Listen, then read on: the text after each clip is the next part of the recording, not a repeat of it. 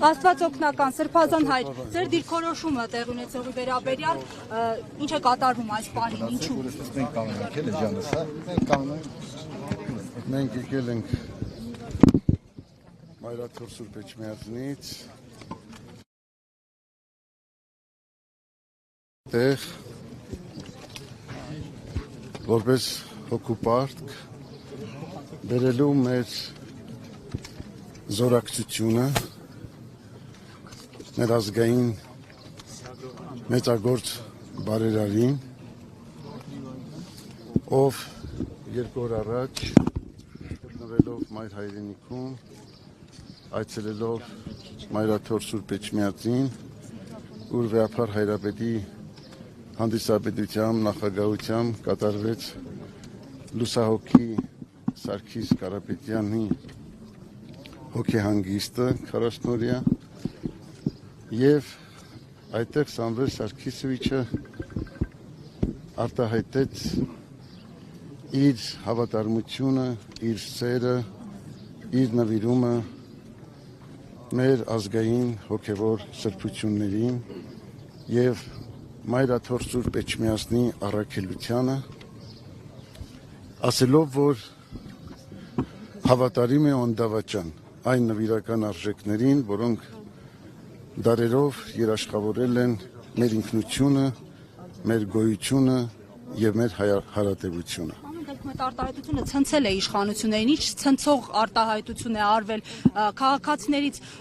բոլորն էլ հայտնում են իրենց հավատարմությունը եւ նվիրումը Մայրաթորին։ Մենք հասկացանք, որ Սամվել Սարգիսովիչի նման զորակցությունը Մայրաթոր Սուրբ Էջմիածնին այսօր վերածվեց քաղաքական հետապնդումների, որը իր մեջ կրում է իշխանությունների վերաբերմունքը եւ այդ իմաստով մենք եկել ենք մեր զորակցությունը բերելու։ Զորակցությունը, եթե կալանավորվի, ցնցել էր նաեւ այն, որ հնարավոր է նաեւ ձևակերպվեն հոգեվոր իշխանության կողմից, հաշվի առնելով, որ ի վերջո զարգացումները կարծես թե դեպի անկասելի ուղղությամբ են տանում։ Միանշանակ մեր եկեղեցին մեր ժողովրդի հետ է եղել եւ դուք գիտեք Սամվել Սարգիսովիչը բոլոր ժամանակներում հավատարիմ է իր ազգային արժեքներին, իր ժողովրդի եւ իր պետականության շահերին, հակառակ ամեն տեսակի փորձության, որովհետեւ նա ստացել է այդպիսի կրթություն, դաստիարակություն, բոլորդ գիտեք նա ում զավակն է, ովքեր են նրա ծնողները։ Եթե կալանավորվի, ինչ է համարում, որ Նիկոլ Փաշինյանը պատերազմ է սկսել եկեղեցու դեմ, եկեղեցու սպասավորների դեմ, փորձում է ստուգել նրանց կուսակրոնության ուխտը խախտել են, թե ոչ, ինչպես ինչ գնահատական։ Մենք ոչինչ չենք գնահատում, ոչինչ չենք ձևակերպում, մենք այստեղ ենք վկայելու մեր սերը, մեր հավատարմությունը, մեր նվիրումը։ Այն մարդկանց, ովքեր կրում են այդ արժեքները։ Սամվել Կարապետյանն այստեղ հայտնվել հենց դրա հետևանքով։ Եթե Փաշինյանը եկեղեցու դեմ արշավ չսկսեր, Սամվել Կարապետյանն էլ չէր աջակցի այդ հարցում եկել։ Դե մենք ասացինք, որ դա արդեն քաղաքական հետապնդումներ եւ նպատակ է հետապնդում։ Հիմա նաև ձեր այցը այստեղ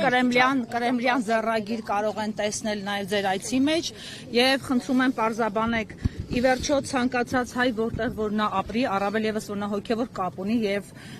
աշխատանքային կապ ունի ըստ էության նաև եկեղեցու հետ, չի կարող աջակցել, ինչու է դատապարտելի եւ քրեորեն հետապնդելի դառնում եկեղեցու կողքին կանգնելը։ Ես այստեղ եմ նաև, որ բերեմ, փոխանցեմ Ռուսաստանաբնակ 100,000-ավոր հայորդիների զորակցությունը։ Ռուսաստանի եւ Նոր Նախիջևանի հայոց թեմի բարեպաշտ հայորդիների աղոթական զորակցությունը եւ նվիրումն ու հավատարմությունը Սամվել Սարգիսովիչին, ում ինձանից լավ գիտեք բոլորդ եւ գիտի ամբողջ հայ ազգը։ Ես կարծում եմ Փաշինյանը նա գովասանքի խոսքերով է խոսել միշտ։ Այո, իհարկե, ես կարծում եմ, որ ցանկացած ժողովուրդ, ցանկացած երկիր